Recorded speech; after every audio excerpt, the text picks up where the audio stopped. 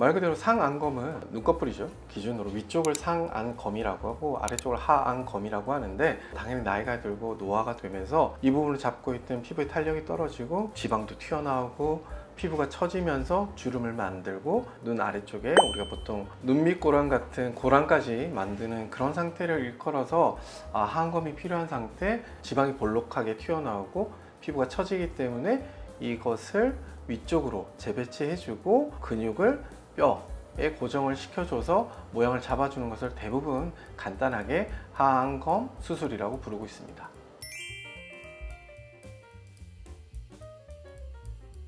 굳이 미니 하안검을 해야 된다고 생각하지는 않고요. 클래식한 하안검이 가장 좋죠. 왜냐하면 피부를 최대한 제대로 펼 수 있고 근육도 최대한 내 마음대로 끝까지 다 조절할 수 있고 매우 좋은 방식인데, 상처가 길고 개인적으로는 필요 없는데 굳이 많이 절개할 필요가 있을까? 그러니까 나이가 좀 젊으신 편이거나 눈밑 지방 재배치를 하고 나서 눈 아래쪽에 있었던 주름이 좀 더 선명해 보일 것 같은 분들, 혹은 했었는데 선명해졌던 분들의 경우에 있어서는 그 주름만 좀 눈에 안 띄게 하는 방식을 사용을 하면 좋은데, 그걸 굳이 클래식하게 너무 길게 풀로 다 절개를 하는 것보다는 필요한 부분까지만 절개를 하는 게 좋지 않을까 생각해서 그런 케이스에서만 저는 그렇게 사용하고 있습니다.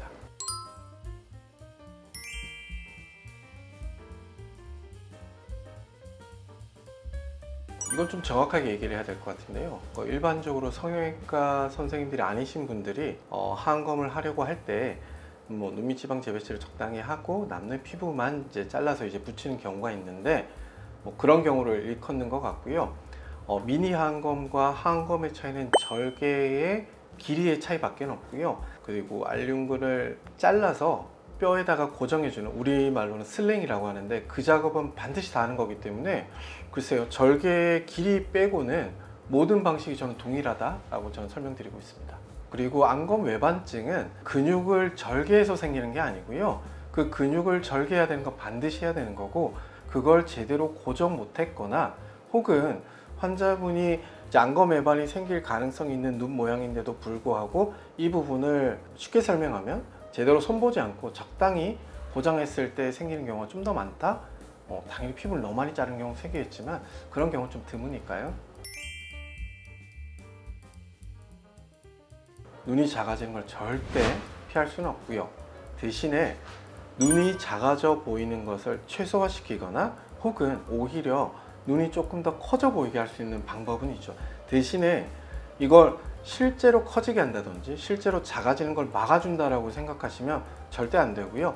겉보기에, 근데 사실은 겉보기에 그렇게 보이면 실제로 눈이 커진 거니까요. 그래서 그런 방법을 쓰는데, 우리 병원에서는 이제 듀얼팀이라는 방식을 많이 쓰고 있는데, 그 방식을 하안검을 할 때 적용을 하면 눈의 각도가 그냥 스무스하게 올라가는 모양이 아니라, 올라가는 꼭지점은 거의 비슷하지만 그 사면에서 약간 꺾이는 모양을 만들어서 상대적으로 눈이 좀 커 보이거나 좀 더 내려가 보이게 해서 외반의 위험성은 더 줄이고 눈 모양 자체는 위쪽으로 확 올라가는 느낌을 줄여주기 때문에 저는 그 방식을 최근에는 꽤 많이 사용하고 있습니다.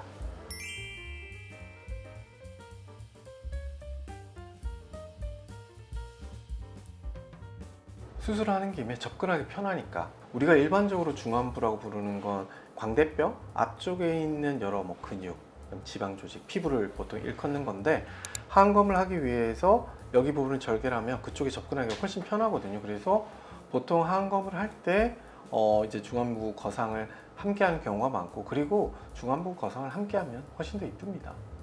그럼 원장님도 병원에서는 뭐 하시겠네요, 같이?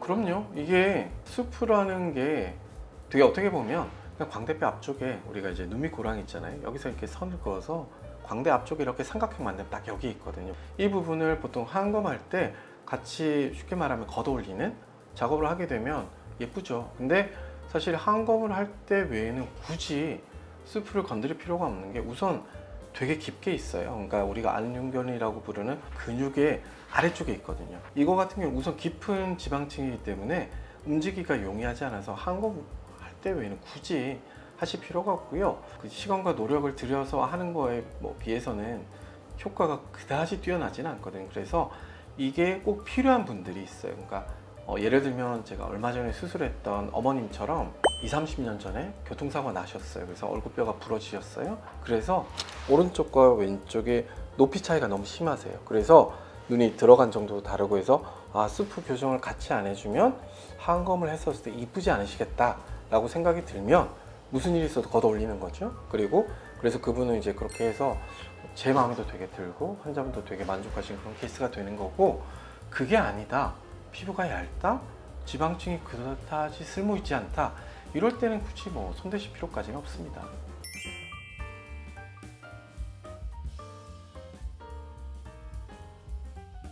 자가 진단을 할 수가 있는데요.